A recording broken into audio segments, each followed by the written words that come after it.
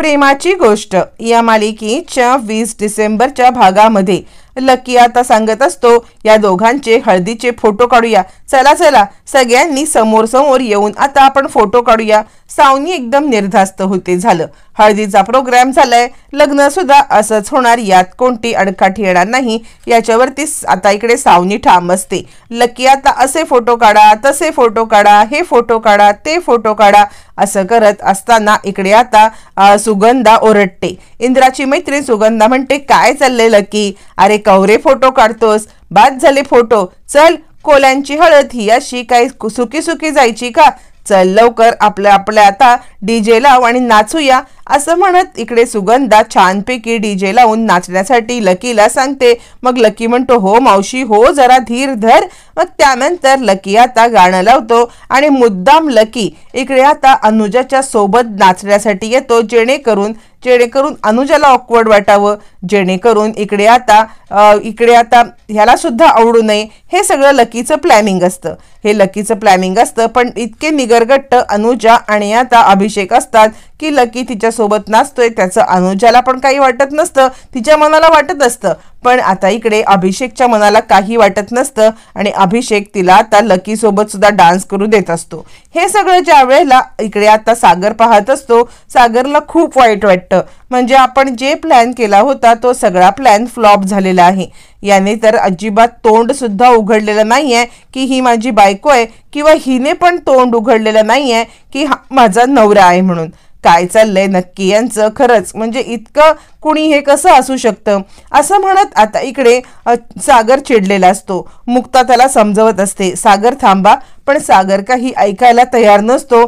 काय होणार आहे, हे सगळं नाटक जर का असं सुरू राहिलं तर कधी ह्यांचं भांडं फुटणार, कधी हे सगळं समोर येणार आणि कधी या सगळ्यामध्ये आता कोमलला न्याय मिळणार त्याला कळतच नसतं। इकडे सगळ्यांची गंमत जम्मत चालू असते। लकी आणि आता इकडे अनुजाला घेऊन डान्स करत असतो। चिडलेला सागर आपल्या रूममध्ये रागारागात निघून जातो। सागर रूममध्ये निघून गेल्यावरती त्याच्या पाठोपाठ मुक्ता सुद्धा जाते आणि आता त्याला समजवायला लागते। तोपर्यंत इकडे हळदीचा प्रोग्राम होतो।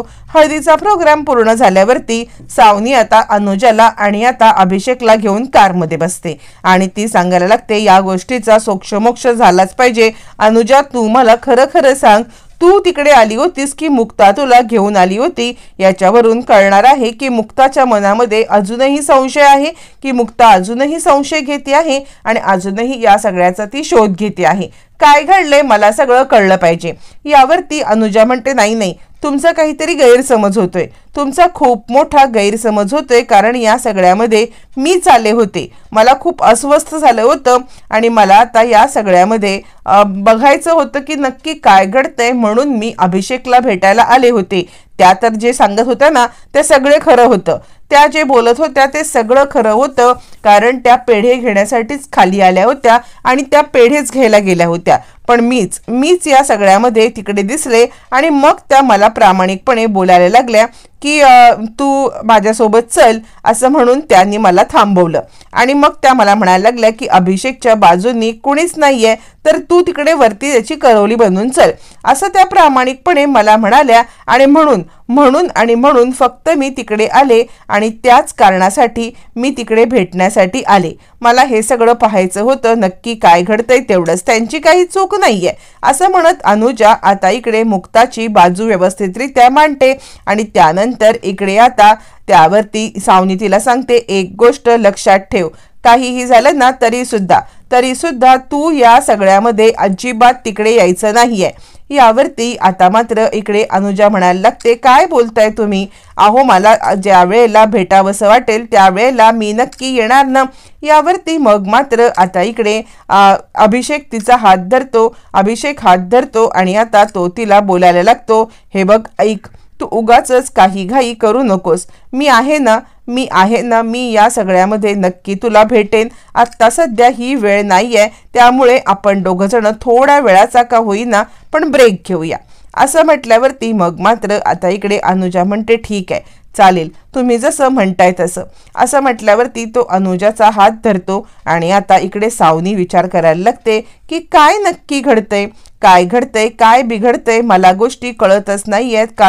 कारण या सगळ्यामध्ये ना मुक्ता खरंच विश्वास ठेवू नये की विश्वास ठेवण्याचं नाटक करते की काय करते ही तर गोष्ट मला समजलीच पाहिजे. पण नाही, जर का हे सगळं आता इकडे ही अनुजा सांगते की मी या सगळ्यामध्ये आता स्वतःहून तिकडे आले होते तर खरंच मुक्ता खरं बोलू शकते. काहीही आपण ह्याच्यावरती विचार करण्याचा अर्थ नाही. इकडे तोपर्यंत स्वाती आता कोमलची थट्टा मस्करी करत असते आणि स्वाती कोमलला सांगत असते, अगं एवढ्या साड्या कशाला?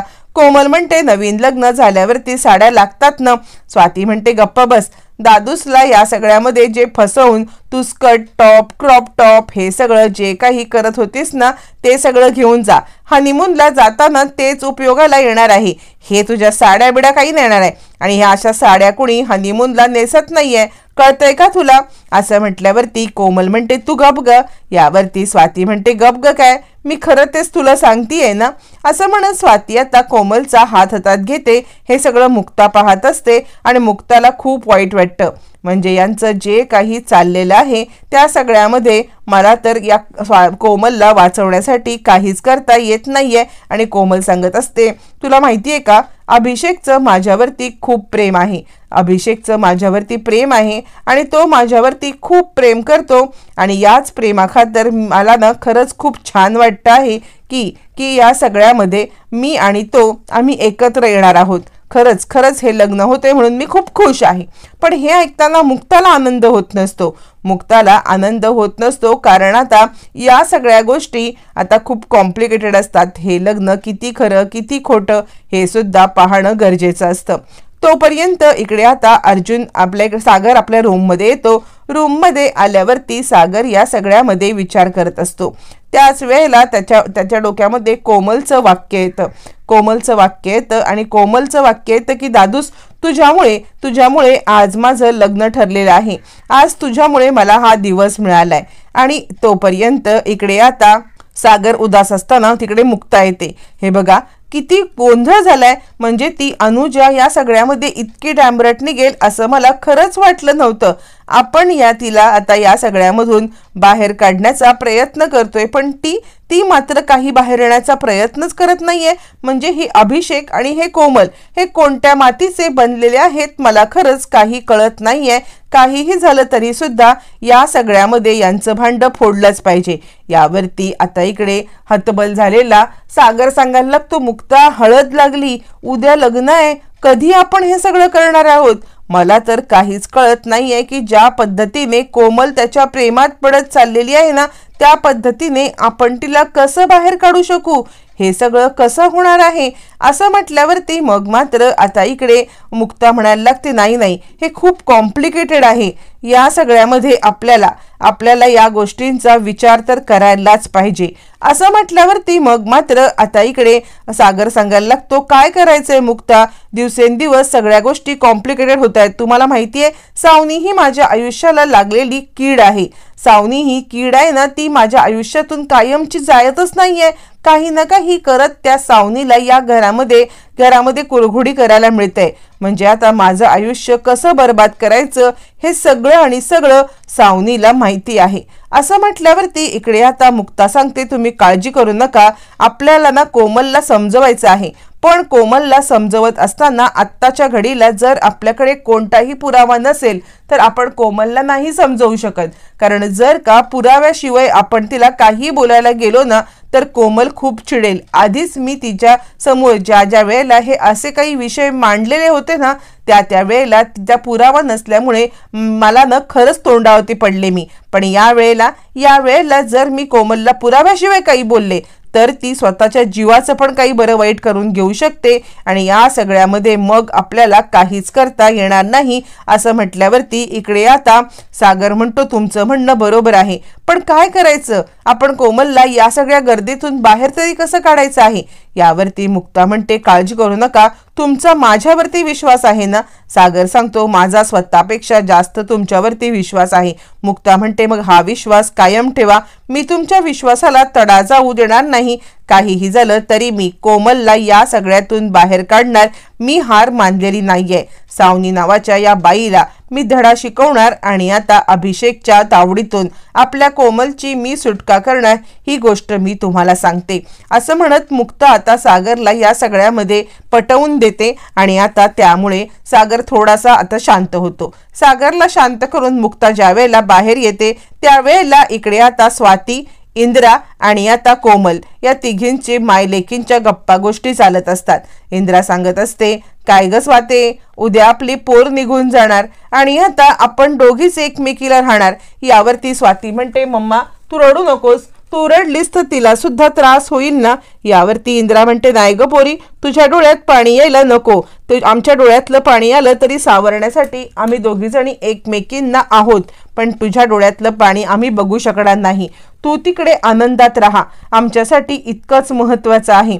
असं म्हटल्यावरती इंद्रा सांगायला लागते, खरंच आपली पोर ज्या वेळेला आपण लग्न करून अशी पाठवून देतो ना, इतके दिवस आपण तिचा सांभाळ करतो, इतके वर्षानुवर्ष तिला आपण लहानाची मोठी करतो आणि अचानकपणे असं कोणाला देऊन टाकताना जीवात काय कालवा कालव होते हे आईला समजू शकतं।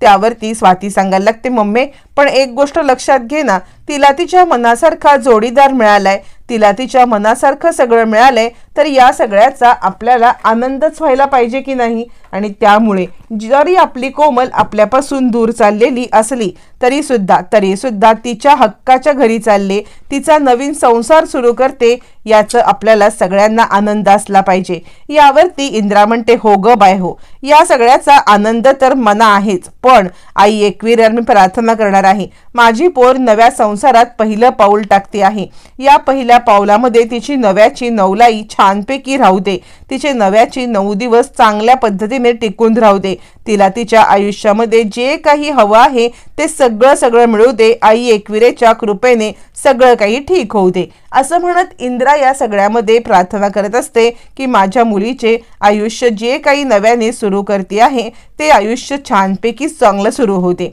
इकडे मुक्ता म्हणत असते की कोमल, मला माफ कर, पण ही तुझी ना खरोखरची विदाई होणारच नाहीये। तुझी ज्या वेळेला खरोखरचं लग्न होईल, खरोखरची विदाई होईल, त्यावेळेला खऱ्या अर्थाने मी तुझ्या पाठीशी उभी असेल आणि या घराची कमतरता तुला अजिबात भासू देणार नाही। पण आत्ताचं हे जे काही आहे ना, हे पूर्णपणे आत्ताचं हे खोटं आहे, हे लग्न तुझं होणार नाहीये आणि त्यातच तुझं भलं आहे आणि हे भलं करण्यासाठी मी कोणत्याही प्रकारे मागे हटणार नाही। कोमल मला माफ कर, तुझ्या स्वप्नांचा चुराडा मी करणार आहे, पण ते सुद्धा तुझ्या भल्यासाठी। असं म्हणत मुक्ता आपले डोळे पुसत असते आणि या तिघी मायलेकींच्या गप्पा गोष्टी ऐकत असते। तोपर्यंत तिकडे आता सावनी येते आणि सावनी म्हणत असते, घ्या जे काही करायचं ते करून घ्या, जे काही रडायचं ते रडून घ्या, आता तुम्हाला रडण्याची वेळ येणार आहे। म्हणजे आता इतकं रडाल की तुमच्या डोळ्याला बादल्या लावल्या ना तरी सुद्धा त्या बादल्या सुद्धा पाण्याने भरून निघतील, पाणी नाही आलं तरी चालेल, इतकं रडणार आहात तुम्ही, रडून घ्या, कारण काहीही झालं ना तरी ही सावनी तिचा बदला पूर्ण करणारच आहे।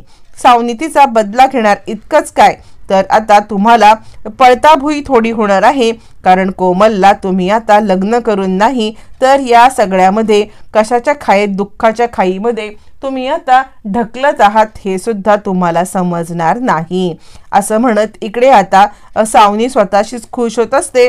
मुक्ता हे सगळं पाहते आणि मुक्ता विचार करायला लागते, घे सावनी घे, तुला जितकं हसायचं तितकं हसून घे, काहीही झालं तरी सुद्धा आत्ता या सगळ्यामध्ये तुला हसून घे, पण मी तुझा हा डाव कधीही यशस्वी होऊ देणार नाहीये। काहीही झालं तरी सुद्धा हा तुझा डाव बिलकुल यशस्वी होणार नाही। मी माझ्या कोमलच्या पाठीशी ठामपणे उभी आहे, काहीही झालं तरी माझ्या कोमलच्या पाठीशी मी उभी आहे आणि माझ्या कोमलला मी या सगळ्यामध्ये काहीही होऊ देणार नाही। असं म्हणत इकडे मुक्ता या सगळ्यामध्ये विचार करत असते आणि विचार करत असताना मुक्ताला या सगळ्यामध्ये आता मात्र सावनीचा इतका राग येत असतो, पण तिला काही करता सुद्धा येत नसतं।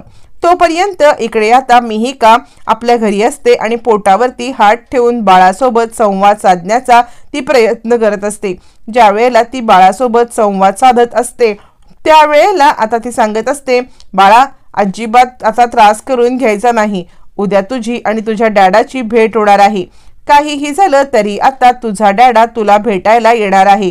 तुझा डॅडा आणि तुझी ज्या वेळेला भेट होईल ना त्यावेळेला ही भेट आहे ना खूप छान असणार आहे. माझं पिल्लू माझ्यावरती रागवलंय का?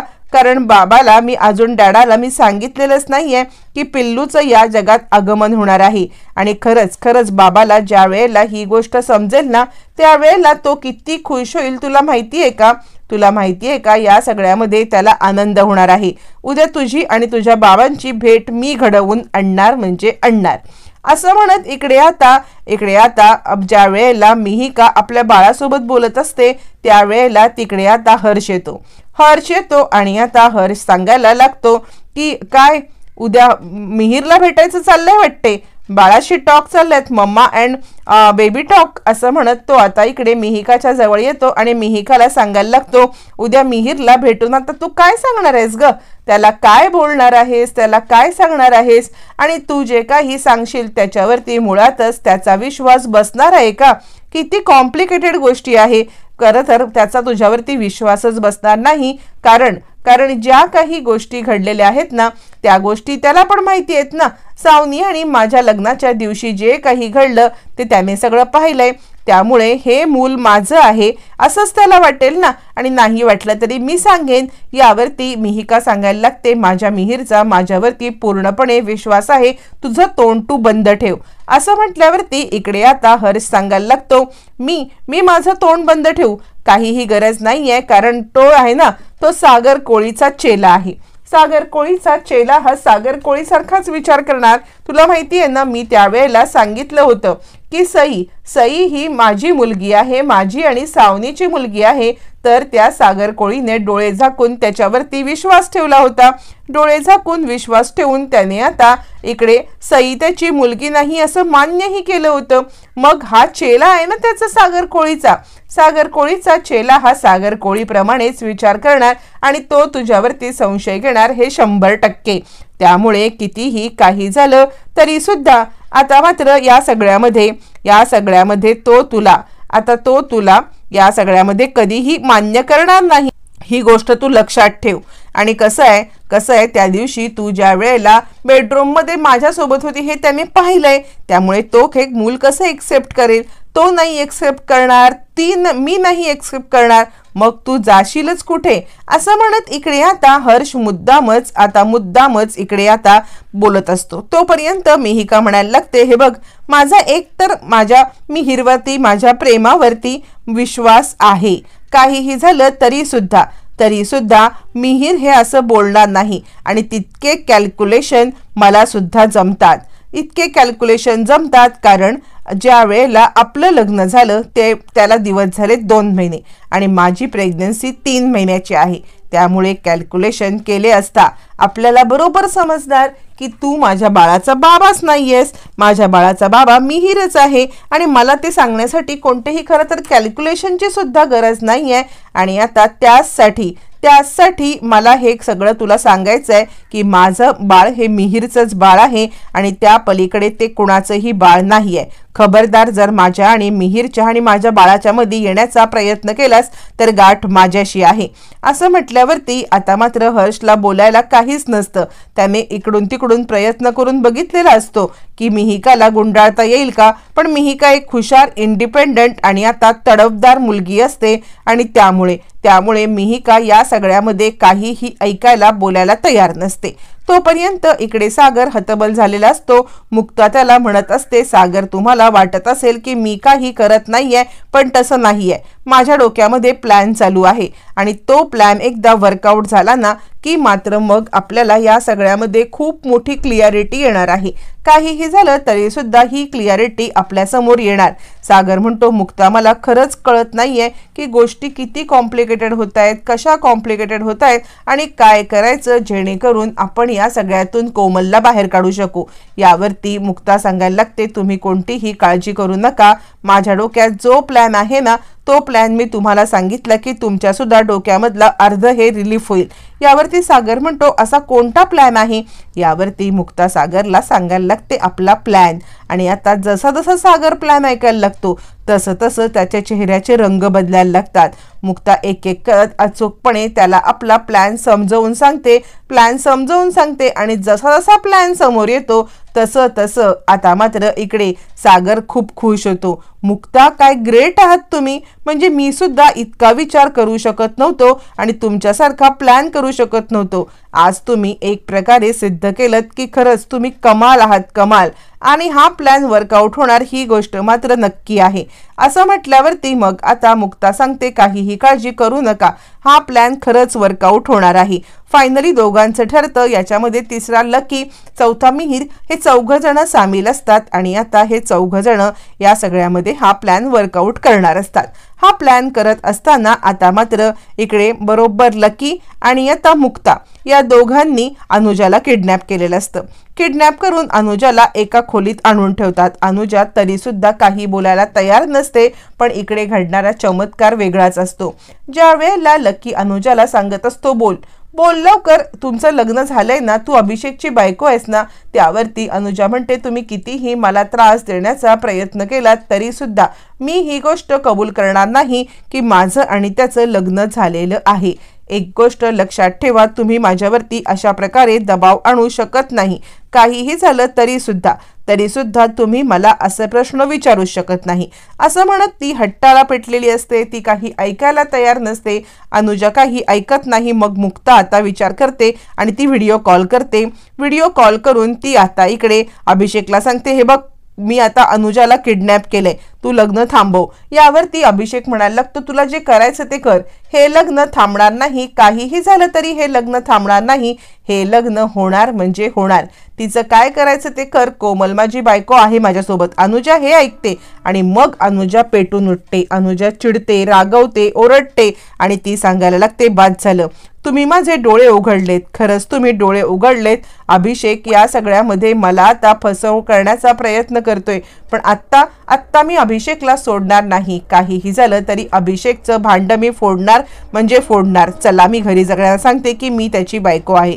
फायनली अनुजाने बायको म्हणून सांगण्यासाठी होकार दिल्यावरती आता मुक्ताच्या हातामध्ये खूप मोठं हे असतं आणि या सगळ्यामध्ये मुक्ता आता हे सगळं करण्यासाठी सज्ज होते। कसा प्लॅन यशस्वी होणार, अनुजा कसं सत्य सांगणार, सगळ्यांच्या समोर सत्य आल्यावरती कसं रिॲक्ट करणार, पाहणं रंजक ठरणार।